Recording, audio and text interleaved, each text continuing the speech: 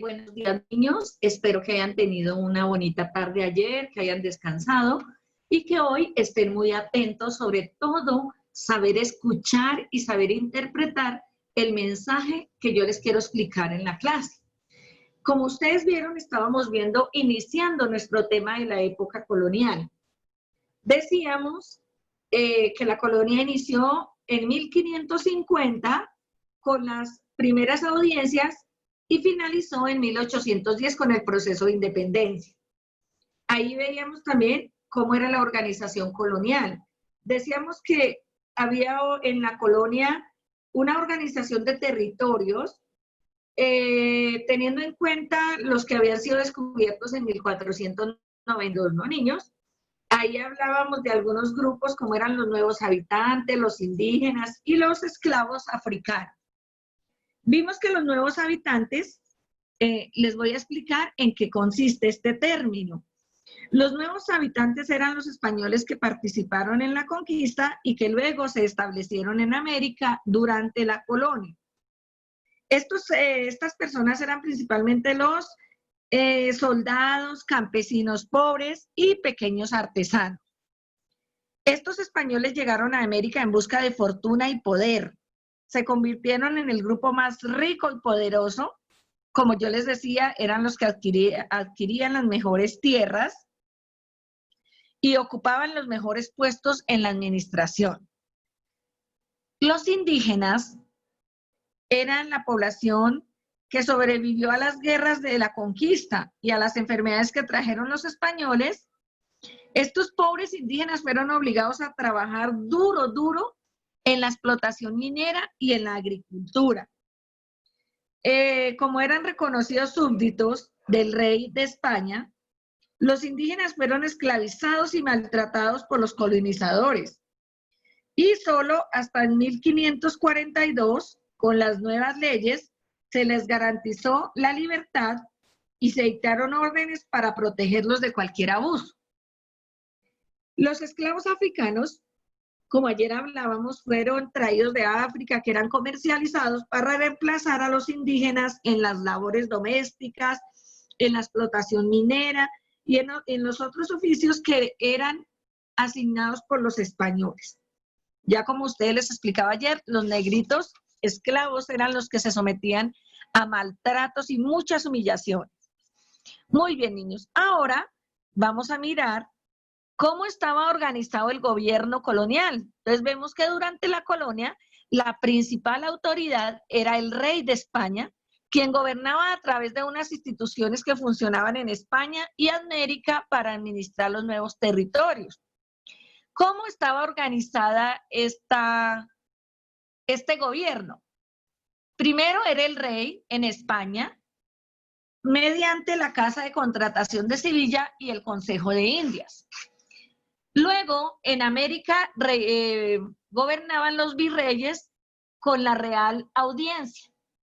Y en cada población se encontraban cabildos que eran dirigidos por alcaldes, escribanos y alguaciles. Vamos a mirar qué era eso del Consejo de Indias y de la Casa de Contratación de Sevilla. El Consejo de Indias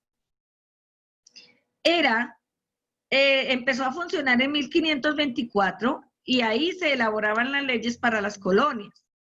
Se dictaban normas para proteger a los indígenas, se administraba la economía colonial, se proponían al rey candidatos para ser los empleados del gobierno colonial y se controlaba a los funcionarios coloniales mediante los mecanismos de las visitas y los juicios de residencia.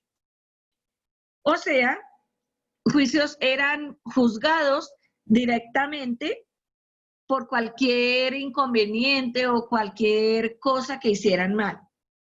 La Casa de Contratación de Sevilla fue creada en 1503 y estaba ubicada en el puerto de Sevilla, lógicamente en España.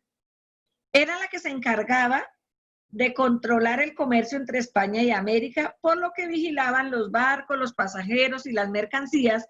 Ellos eran los encargados de vigilar absolutamente todo, ya que todo este transporte se realizaba a través del Océano Atlántico. Además, ellos cobraban los impuestos sobre los productos que se comercializaban, otorgaban permisos para viajar a América y proporcionaban a los navegantes mapas, preparación para el viaje y todo lo que necesitaran. Las instituciones que funcionaban en América era la Real Audiencia, que estaba conformada por un presidente, varios magistrados llamados oidores y otros eran escribanos, notarios y alguaciles.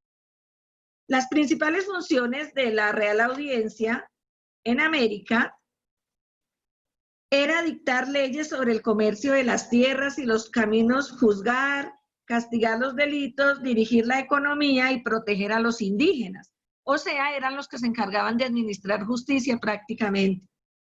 La presidencia creada para solucionar algunos problemas administrativos. Entonces se encargaba de nombrar los jueces y los funcionarios en las ciudades, administraba las finanzas coloniales y rendía informes al rey. Después de la creación de la Real Audiencia la Real Audiencia se dedicó solo a la justicia. Es como hoy en día, digamos, la fiscalía, ¿no? En ese tiempo era la Real Audiencia, en este tiempo veamos que es la Fiscalía General de la Nación y los tribunales, todo lo que administra justicia. Los virreinatos, ¿qué era un virreinato? Era la unidad administrativa encargada de los aspectos políticos, económicos y militares. Los virreinatos estaban dirigidos por un virrey, o sea, la persona que le sigue al rey, ¿cierto? Era el que representaba directamente al rey en las colonias y se creó para agrupar territorios más pequeños llamados gobernaciones. Bueno, niños, espero que esto haya quedado claro. Aquí vemos, en las gráficas, vemos el cuadro sinóptico, las instituciones con sede en América, con sede en España. Está explicado más o menos lo más importante para que ustedes tengan conocimiento de cómo eran los gobiernos anteriormente o en la colonia anteriormente. No es como hoy en día, acá en Colombia sí no hay un rey. El rey solamente funciona en España. Como yo les decía en el video que subí a Classroom, donde está la clase explicada, ese rey en España también está acompañado por un presidente. Hoy en día también hay elección de presidente en España.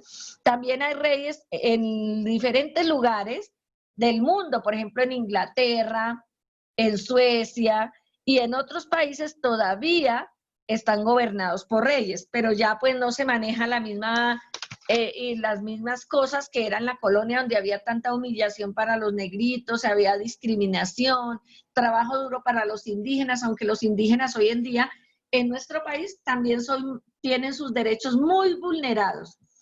Entonces, mis niños, vamos a trabajar en el cuaderno de sociales este temita, no olviden colocar la fecha, hacer bien lindo el mapa conceptual y vamos a continuar con nuestro tema, el cuadro sinóptico, y el próximo viernes enviaré guías y ahí en las guías enviaré unos mapas donde les van a explicar cómo era que estaba distribuido cada una de estas instituciones en este gobierno.